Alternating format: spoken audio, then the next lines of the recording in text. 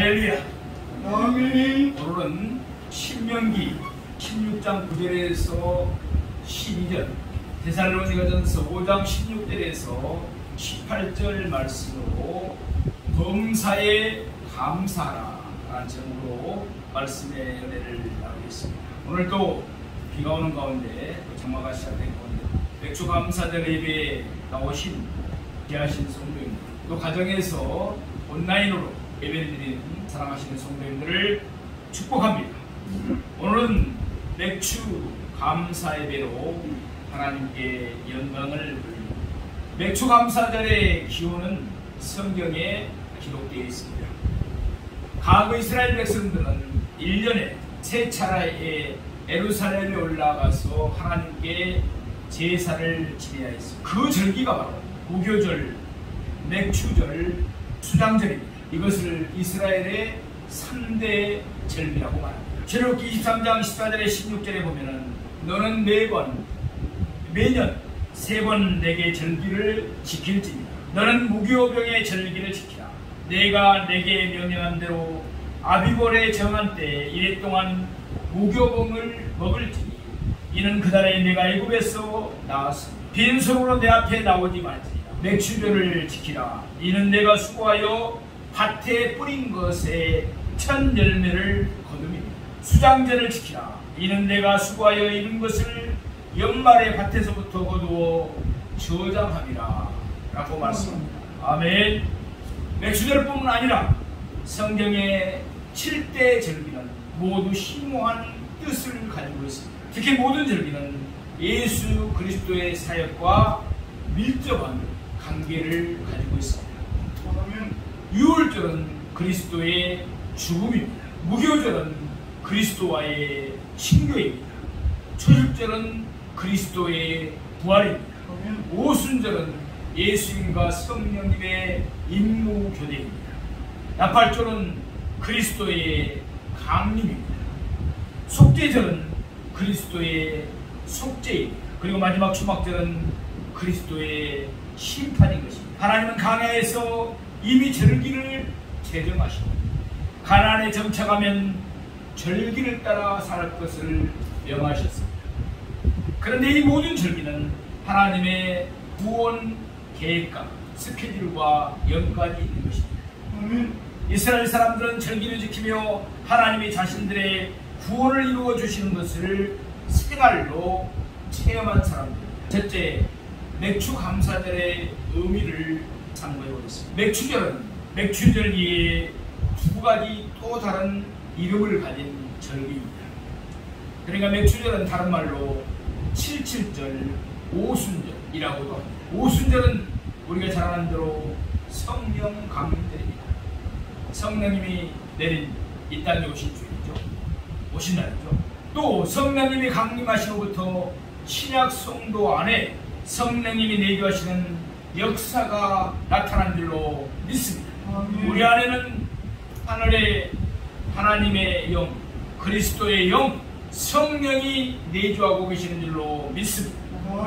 요한에서 4장 13절에 그의 성령을 우리에게 주심으로 우리가 그 안에 가 그가 우리 안에 거하시는 줄 아느니라.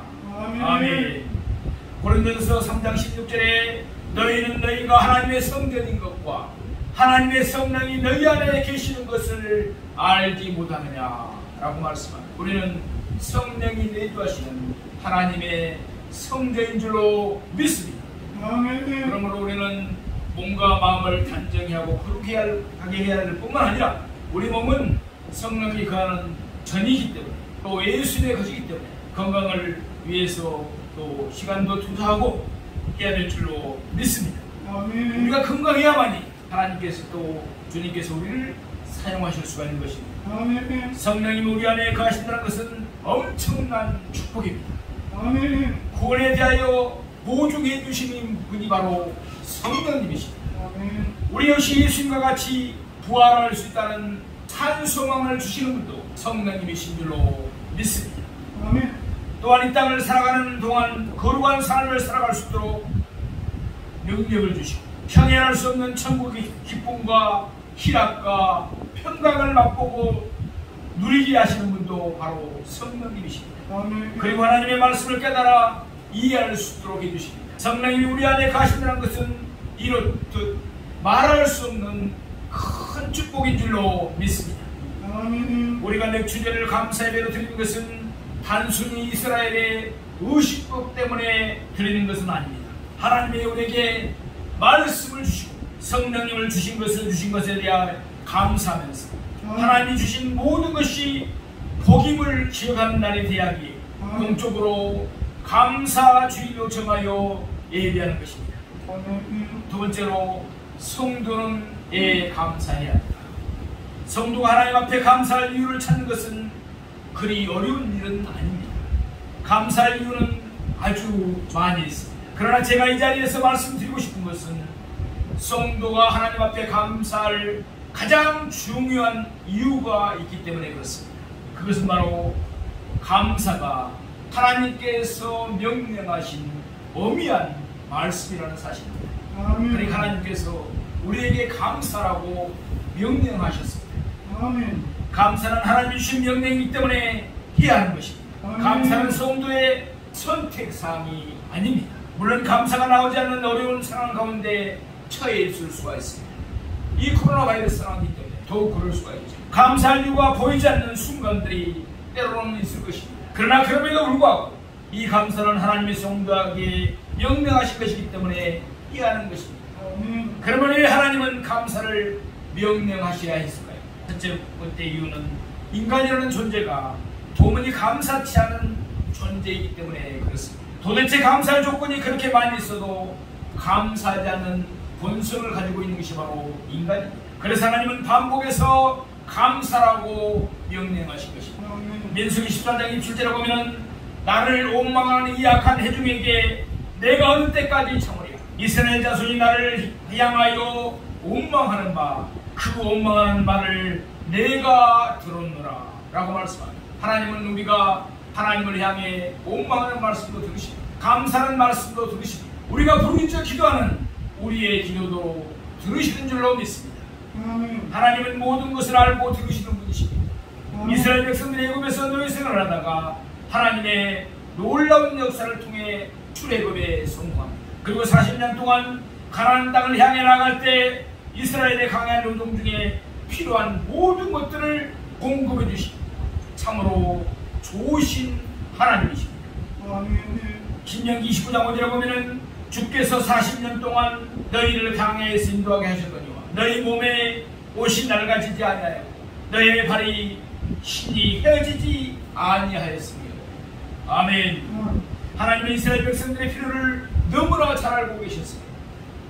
따라서 우리의 필요도 너무나 잘 알고 계신 하나님이십니다. 그래서 이스라엘 백성들의 필요를 정확하게 공급해 주신 것입니다. 40년 동안 필요한 모든 것을 채워주셨다는 것은 합으로 매길 수 없는 큰 은혜였습니다. 그러나 그럼에도 불구하고 이스라엘 백성들은 가나안 땅을 눈앞에 두고 단 하나의 문제 때문에 감사가 아닌 원망으로 하나님을 거역하고 맙니다. 민수기 14장 1절에서 4절 말씀입니다. 온 회중이 소리를 높여 부르짖으며 백성이 밤새도록 통곡하였다. 이스라엘 자손이 다 모세와 아론을 원망하여 온 회중이 그들에게 이르되 우리가 애굽 땅에서 죽었거나 이 강야에서 죽었으면 좋았을 것을 어찌하여 여호와가 우리를 그 땅으로 인도하여 칼에 쓰러지게 하려 하는가. 우리 처자가 사로잡히리니 애굽으로 돌아가는 것이 낫지 아니하네. 이에 서로 말하되 우리가 한 지간을 세우고 애굽으로 돌아가자 하매 라고 말씀하고 있습니다. 너무나 힘이 드니까 고난이 있으니까 다시 애굽으로 돌아가자는 거예요.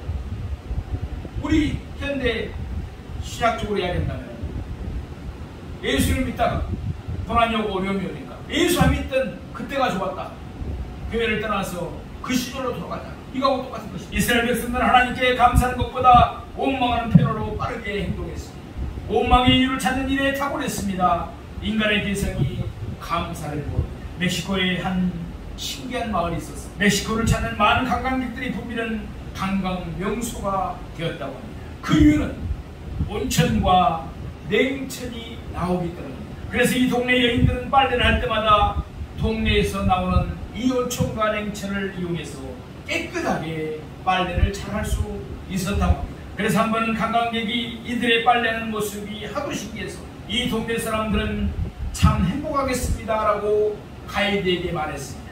그런데 가이드가 대뜸 하는 말이 이렇게 말합니다. 이 동네 사람들이 멕시코 전역에서 가장 불편이 많습니다. 그래서 왜 그러냐고 재차 물었더니 이 동네 사람들은 온천도 있고 냉천도 있는데 빨래 비누를 주지 않았다고 불편한다는 것입니다. 우리 속담 중에도 물에 빠진 사람 구해주니 보따리 노란다, 이런 속담이죠. 사실 우리 영성초의 축복송에 또 우리 교회를 통해서 다른 성도인들이나 일반 사람들이 오셔서 치유받고 나서 이런 일이 때로는 발생되기도 합니다. 물에 빠진 사람 구해주지 않았으면 죽잖아요. 그런데 구해줬는데 보따리 내려오라는 것입니다. 그런데 참 속으로 웃음도 나오고 어떤 배반감도 느낄 때도 때로는 종종 있습니다. 인간은 감사를 잊어버리고 이렇듯 태연하게 살아갑니다. 그리고 하나님 주신 은혜는 흐르는 물에 새기고 자기의 공로는 바위에 새기는 것이 인간입니다. 이처럼 인간이 감사를 잊어버리고 감사하지 않기 때문에 하나님은 반복해서 감사라고 명령하신 것입니다. 하나님은 감사를 제안하신 것이 아니라 명령하셨다는 사실을 우리는 신비에 새겨야 될 줄로 믿습니다. 하나님의 백성들은 감사하는 사람들이 되어야 합니다. 두 번째는 하나님께 감사하지 않는 것이 죄가 되기 때문에 그렇습니다. 성도는 감사의 이유를 발견하지 못했어도 감사하는 사람들이 되어야 됩니다. 욥기서 1장 22절에 보면 이 모든 일에 욥이 범죄하지 아니하고 하나님을 향하여 원망하지 아니하였다. 그는 모든 가축을 잃어버렸습니다. 지금으로 말한다면 사업이 완전히 망했다는 것입니다. 종들은 이방 사람들에게 죽임을 당했고 큰 강풍이 불어서 멀쩡하던 집이 무너져내렸습니다. 그리고 10명의 자녀들이 모두 다 죽임을 당했습니다. 그러나 그럼에도 불구하고 욥의 태도가 어떠했습니까? 욥은 원망하는 모습을 전혀 보이지 않았을 뿐만 아니라 오히려 하나님을 찬양했습니다. 욥기서 1장 21절에 이르되 내가 모태에서 알몸으로 나사온즉 또한 알몸이 그리 가올지 그리 돌아가올지 주신 이도 여호와시요 거두신 이도 여호와시니 여호와의 이름이 찬송을 받으실지니라. 아멘. 그렇습니다. 우리에게 주신 이도 하나님이시고 때로는 거두신 이도 하나님이십니다.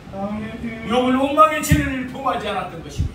고난과 고통 중에 감사할 수 있다는 이야기는 하나님을 믿지 않는 불신자들 사이에서도 해자되는 주제입니다. 이 세상 속에서도 얼마나 큰 감동의 스토리들이 많이 있습니다. 그러나 성도의 감사는 차원이 다른 감사입니다. 성경은 이 사실을 분명히 증거하고 있습니다. 하박국 3장 17절에서 18절 말씀입니다. 비록 무화과 나무가 무성하지 못하며 포도나무에 열매가 없으며 감람나무에 소출이 없으며 밭에 먹을 것이 없으며 우리의 양이 없으며 양간에 소가 없을지라 나는 여호와로 말미암아 즐거워하며 나의 구원의 하나님으로 말미암아 거하리로다. 아멘. 이것도 없고 저것도 없고 아무것도 없어도 나는 오직 여호와 하나님을 인하여 기뻐하며 즐거워할 수 있는 사람이 바로 성도들인 것입니다. 성령의 사람들인 것입니다. 우리 모두 이런 성도들이 되기를 간절히 소망합니다. 물론 고난 중에 기도해야 됩니다. 부르짖어 기도해야 됩니다. 하나님께 간구해야 옳습니다. 그러나 그러한 순간에도 절대 감사를 잊어서는 안 됩니다. 빌립보서 4장 6절에 아무것도 염려하지 말고 다만 모든 일에 기도와 간구로 너희 구할 것을 감사함으로 하나님께 아뢰라 라고 말씀합니다. 하나님은 감사함으로 아뢰라고 말씀합니다. 염려해야 할 것에 대해서 기도하는 것은 좋은 것입니다. 문제를 하나님께 내려놓아야 합니다. 그러나 그런 상황에라도 감사함으로 간구하는 우리 모두가 되어야 될 줄로 믿습니다. 정말 어려운 일 당한다고 해서 근심 걱정하고 하다 보면 염려가 찾아오고 잘못하면 그런 가운데서 우울증이 걸리는 것입니다. 마귀가 들어온 것입니다. 저는 그것을 경험해봤습니다. 죽을 고비를 넘겨봤습니다. 세 번째 이유는 우리에게 더 큰 축복을 주시기 위함입니다. 하나님이 감사를 명령하시는 이유는 내가 더 큰 축복을 주겠다는 의미가 담겨 있습니다. 감사는 더 큰 축복의 통로가 되는 것입니다. 하나님은 성도를 구속하고 속박하여 맹목적으로 감사를 하지 않습니다. 감사하면 할수록 성도에게 더 큰 복을 주시려고 감사를 명하신 것입니다. 아멘. 누가복음 17장에 보면은 유명한 10명의 나병 환자 사건이 기록되어 있습니다. 예수님은 문둥병에 걸려 고통받는 10명의 환자를 일시에 고쳐주셨습니다. 그런데 고침을 받은 10명의 나병 환자 중에 단 한 사람, 그것도 사마리아 사람만 예수님께 돌아와 병 고쳐주심에 대한 감사를 표현했습니다. 그런데 바로 그때 예수님이 이렇게 말씀합니다. 누가복음 17장 17절에 19절을 말씀입니다. 예수께서 대답하여 이르시되 10사람이 다 깨끗함을 받지 아니하느냐. 그 아합은 어디 있느냐. 이 이방인에게는 하나님께 영광을 돌리려 돌아온 자가 없느냐 하시고 그에게 이르시되 일어나 가라. 내 믿음이 너를 구원하였느니라 하시더라. 아멘. 문둥병 환자 10명을 고쳐줬습니다. 그런데 그 중에서 이방인 사마리아 사람 한 사람만 와서 예수님께 감사를 했습니다. 그는 구원까지 받게 된 줄로 믿습니다. 예수님께서는 나방 환자들의 육신적인 질병을 고쳐준 것을 넘어 감사를 표현한 사마리아 사람에게 영혼의 구원이라는 엄청난 복을 주신 것입니다. 이 사건이 우리에게 교훈하는 바가 무엇이겠습니까? 감사는 자에게 하나님이 주시는 더 큰 복이 있다는 사실입니다. 영국의 찰스 스펄전 목사님도 이런 말씀을 하셨습니다. 밤하늘에 별빛을 주신 하나님께 감사하면 밝은 달빛을 주시고 밝은 달빛을 주신 하나님께 감사하면 더 밝은 햇빛을 주실 것입니다. 햇빛을 주신 하나님께 감사하면 햇빛도 필요 없는 천국을 주실 것이다. 아멘. 물론 감사가 천국에 들어가는 조건이라는 말씀은 아닙니다. 여기에서 감사는 하나님 주시는 더 축복을 강조하는 것입니다. 아멘. 그러면 세 번째, 우리는 무엇을 감사해야 됩니까? 첫째로 과거 일에 감사는 우리가 되어야 됩니다.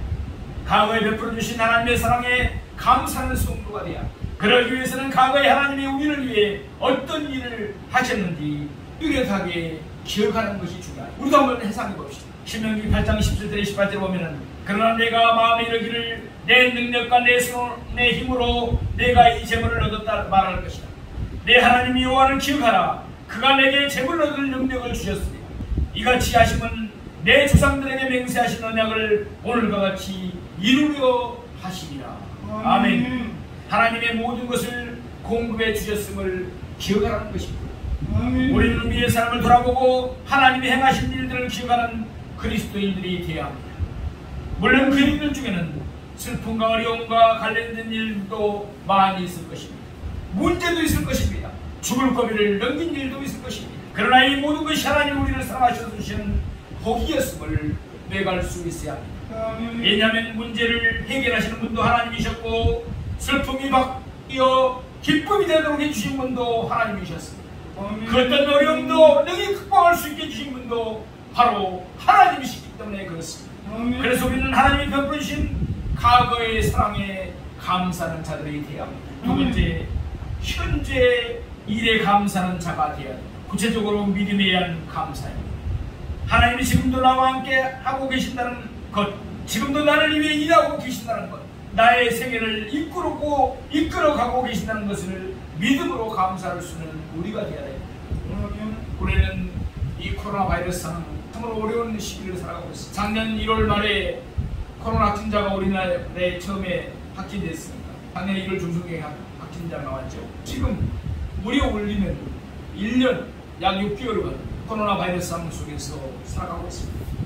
참으로 어려운 일들이 여기저기서 일어나고 있습니다. 이럴 때 감사한다는 거, 하나님께 감사한다는 거 때로는 쉽지 않게 보입니다. 그러나 우리는 감사 조건을 찾으면 너무나 감사할 것이 많습니다. 아멘. 야곱이 형에서로부터 장자권을 빼앗았습니다. 아버지의 축복도 가로챘습니다. 그리고 부지런히 도망갑니다. 예삼촌 라반의 집까지 도망을 가야 하는데 날이 저물고 밤이 되어서 돌을 베개 삼아 잠이 들었습니다. 그런데 사납다리 한 상을 보게 된 것입니다. 그때 야곱이 고백한 내용이 창세기 28장 12절에 기록되어 있습니다. 꿈에 본즉 사닥다리가 땅 위에 서 있는데 그 꼭대기가 하늘에 닿았고 또 본즉 하나님의 사자들이 그 위에서 오르락 내리락 합니다. 아멘. 때로는 하나님이 동행하여 주신다는 것을 알지 못해도 상관없습니다. 우리도 잊어버릴 때가 있어요. 성령 하나님이 나와 함께 동행하여 주시고 잊어버릴 때가 있다는 것이죠.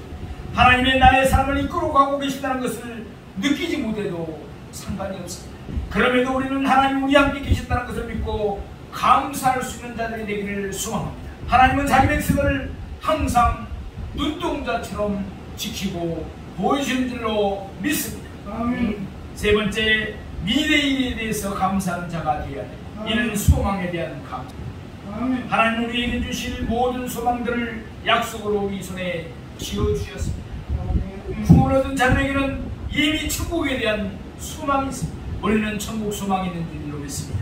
아멘. 부활에 대한 소망도 있는 줄로 믿습니다. 아멘. 그것을 잡으려고 하는 것이 아니라 소망을 이미 붙잡고 있는 자들입니다. 우리는 결국 그 구원을 볼 것이고 천국을 볼 것이고 부활을 경험하게 될 것입니다.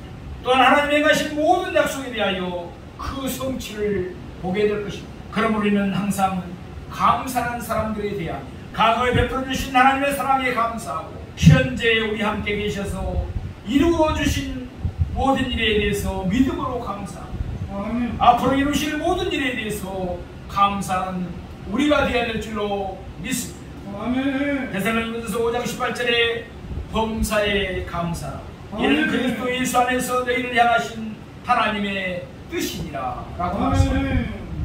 하나님 우리에게 주신 모든 것은 선하심에 버릴 것이 없으니 감사함으로 받는 저와 여러분이 되기를 간절히 소망합니다. 아멘. 하나님의 섭리와 주권을 믿으십시오. 아멘. 감사하는 지키는 삶이 될 수 있도록 주님의 이름으로 축원드립니다. 아멘. 사랑하시는 성도 여러분, 오늘은 맥주 감사 주일 예배로 하나님께 예배를 드리겠습니다. 우리의 감사의 삶에 대한 여러분 각자의 평가는 어떠십니까? 어느 정도의 평점을 매길 수가 있겠습니까? 감사에 무감각해진 우리의 모습은 아닙니다. 하나님보다 문제가 더 크게 느껴져서 힘드십니다. 원망이 더 크게 느껴지지는 않습니다. 모든 것에 감사하며 주님이 주시는 복을 모두 누리는 우리 모두가 되기를 주님의 이름으로 축원드립니다. 무감각해져버린 감사의 삶을 회복합니다. 특별히 하나님이 나와 나의 하나님이 되시고 자기 아들을 십자가에 내두신 하나님의 사랑을 기억하면서 감사를 앞세우는 복된 하나님의 백성들이 모두 되시길 주님의 이름으로 축원드립니다.